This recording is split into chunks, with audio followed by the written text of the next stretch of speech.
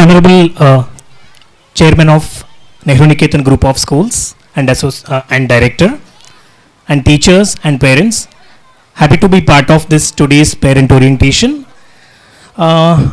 As the temperature is recording high outside, shall we get some rain in our campus now? బయట బాగా వేడిగా ఉంది కదా, ఒకసారి మన క్యాంపస్లోకి వర్షాన్ని ఇన్వైట్ చేద్దామా? Shall we do that? Okay, all of you please మీ లెఫ్ట్ హ్యాండ్ ఒక్కసారి ఇలా పైకి, then take one finger of right hand, index finger తీసుకోండి రైట్ హ్యాండ్లో. Okay, close your eyes now, కళ్ళు మూసుకోండి అందరు కూడా. ఓకే, ఇప్పుడు ఏం చేయాలంటే ఈ వన్ ఫింగర్తో ఈ పామ్ పైన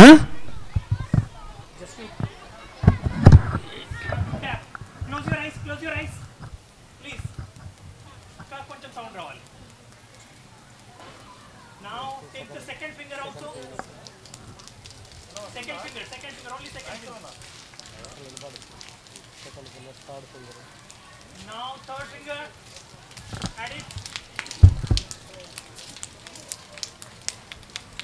Close your eyes please. Fourth finger.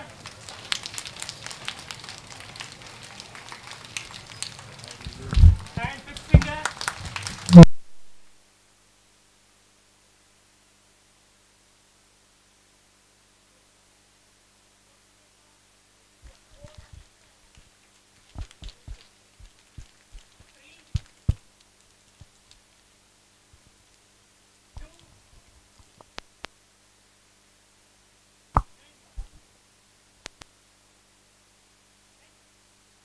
Just take three major concepts today, considering because the children performance extraordinarily well.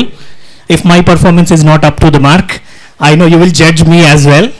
That's why I'll take only 20-25 minutes of your valuable time. So before that, just I want to hear from one of the parents, because you are proud parents of Nehru Niketan. Just I want to hear something from you about our school.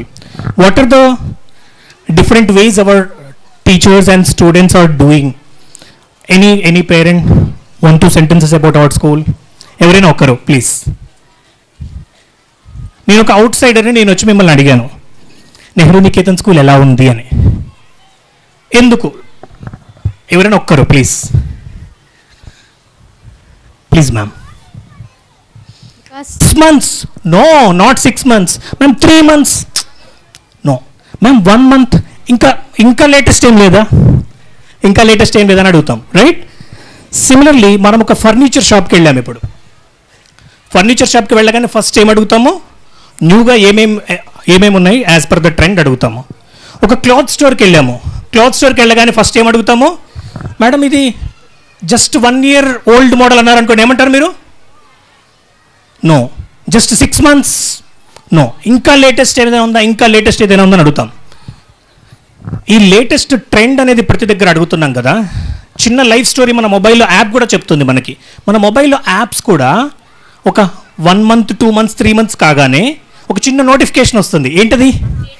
Update is available. Update update update update.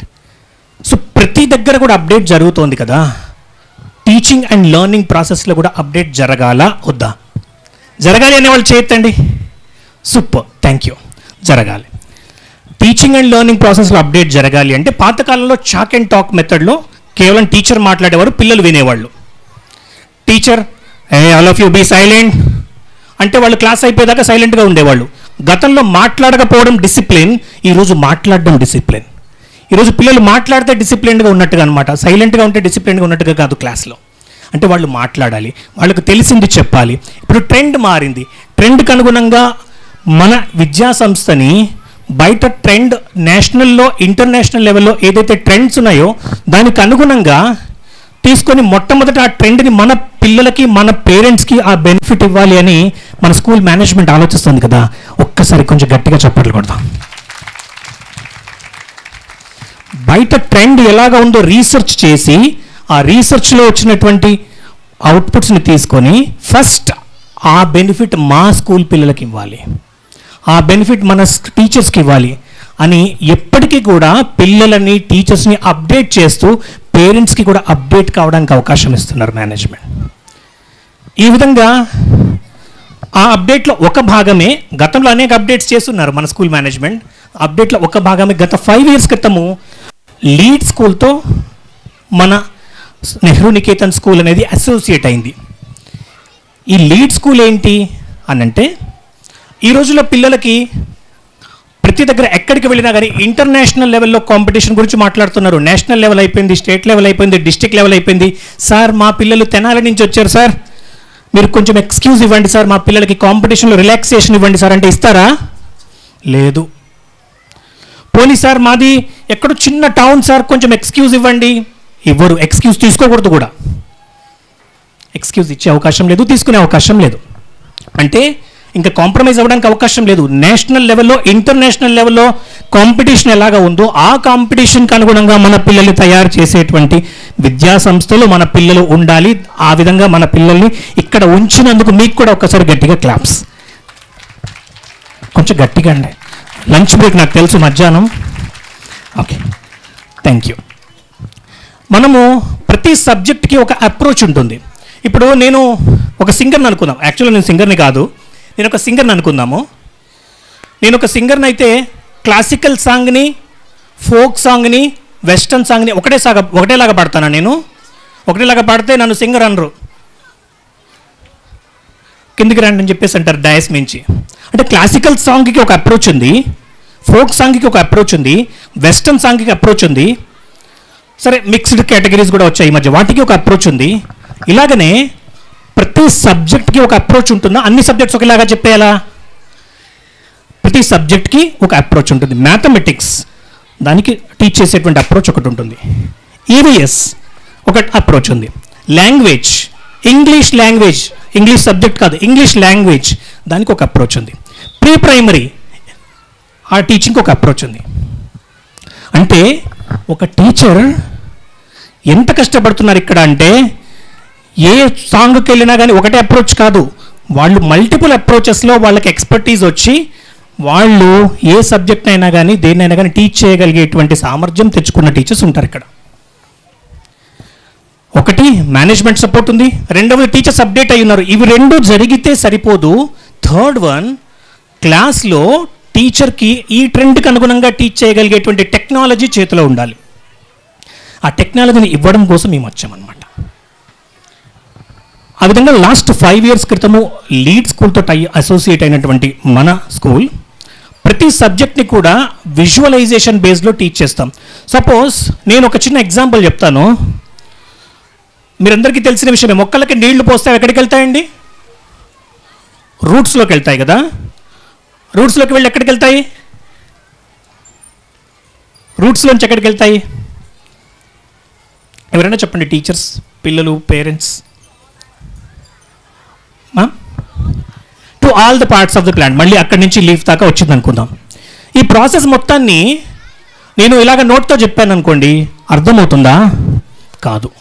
ఊరికే board మీద బొమ్మ గీసి చెప్పాను, అర్థమవుతుందా? కొంత మేరకు అర్థం అవ్వచ్చు. దీన్ని నేను ఒక చిన్న యానిమేటెడ్ వీడియో లాగా, ప్లాంట్కి నీళ్లు పోస్తే నీళ్లు వేర్లకి వెళ్ళి వేళ్ల దగ్గర నుంచి స్టెమ్లోకి వచ్చి స్టెమ్ దగ్గర నుంచి ఒక్కొక్క పార్ట్లోకి వెళ్ళి లీఫ్లోకి వచ్చాయి వాటర్ అనే ప్రాసెస్ని పిల్లలు ఒక్కసారి వీడియో చూశారనుకోండి, వాళ్ళు జన్మలో మర్చిపోతారా? మర్చిపోరు. ఇదే విధంగా మ్యాథమెటిక్స్లో చాలా టఫెస్ట్ కాన్సెప్ట్స్ అనుకునేటువంటి వాళ్ళు, మీరు 2nd క్లాస్లో పేరెంట్స్ ఇక్కడ ఉన్నారు కాబట్టి, మ్యాథమెటిక్స్లో నెంబర్ సిస్టమ్ వస్తే, అరిథమెటిక్ ఆపరేషన్స్ వస్తే చాలు అని చెప్పేసి చాలామంది అపోహపడుతూ ఉంటారు. ఒక చిన్న ఎగ్జాంపుల్ చెప్తాను నేను మీకు. ఒక టాప్ ఇంటర్నేషనల్ స్కూల్లో ఒక పాప చదివింది. సమ్మర్ హాలిడేస్లో వాళ్ళ గ్రాండ్ మదర్ వాళ్ళ ఇంటికి వెళ్ళింది. వాళ్ళ గ్రాండ్ మదర్ వాళ్ళ ఇంటికి వెళ్ళి అక్కడ స్పెండ్ చేస్తుంది టైం. వాళ్ళ grand mother next day morning milk man అంటే పాలు పోసేవాళ్ళు, పాలు బిల్ కోసం వచ్చారు. ఈ పిల్లోడు ఇంటర్నేషనల్ స్కూల్లో చదువుతున్నాడు కదా, వాళ్ళ నాయనమ్మ ఏం చేశారంటే, గ్రాండ్ మదర్ నాయనమ్మ అంటే ఓకే, ఆ పిల్లని అడిగింది, ఆ స్టూడెంట్ అడిగిందా ఏమనంటే, ఆ పాపని అడిగింది, నాన్న మిల్క్ మ్యాన్ వచ్చాడు, 30 days మనం మిల్క్ తీసుకున్నాము, ఈచ్ లీటర్ 30 రూపీస్. అంటే ఈ రోజులో 30 రూపీస్ కాదులేండి, ఓల్డ్ స్టోరీ ఇది.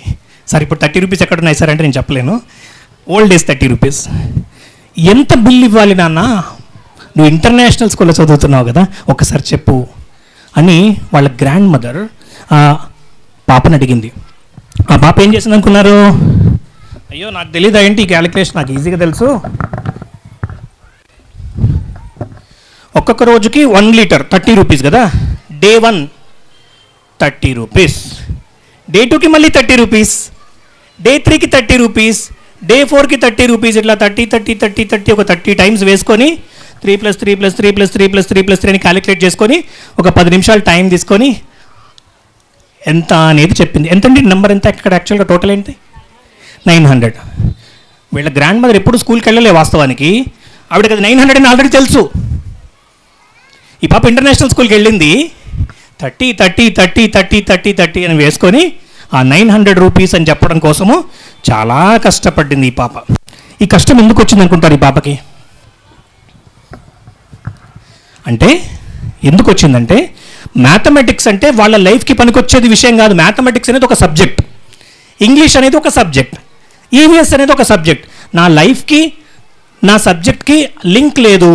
నా లైఫ్కి నా సబ్జెక్ట్కి ఎప్పుడైతే లింక్ లేదో నా 30 ఎడిషన్ అవుతుంది. ఇక్కడ పిల్లలకి మల్టిప్లికేషన్ రాదా? వచ్చు, చాలా బాగా చేశారు. గతంలో వర్డ్ ప్రాబ్లమ్స్ కూడా చేశారు. అదే పాప ఇంటర్నేషనల్ స్కూల్ అని క్లెయిమ్ చేసుకునే స్కూల్లో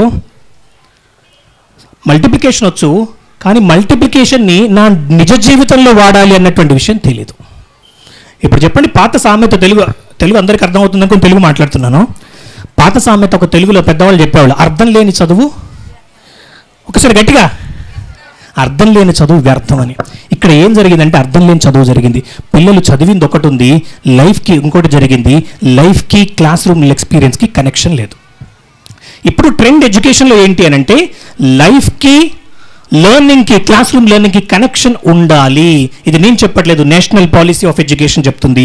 we have to connect the global knowledge with the local knowledge and local knowledge with the global knowledge.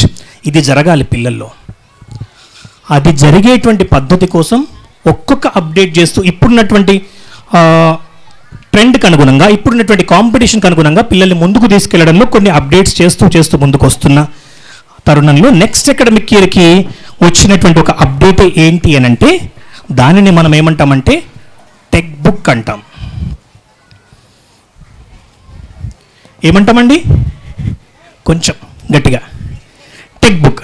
Sir ఎందుకు సార్ మరి టెక్లో మనకి the name it self it says that tech అంటే ఇది టెక్నాలజీకి సంబంధించింది అని కొంచెం అర్థమైంది. మరి టెక్నాలజీ ఎందుకు అంటే, ఇవాళ టెక్నాలజీ ఎందుకు అంటే ప్రాబ్లమ్ని త్వరగా సాల్వ్ చేయడానికి.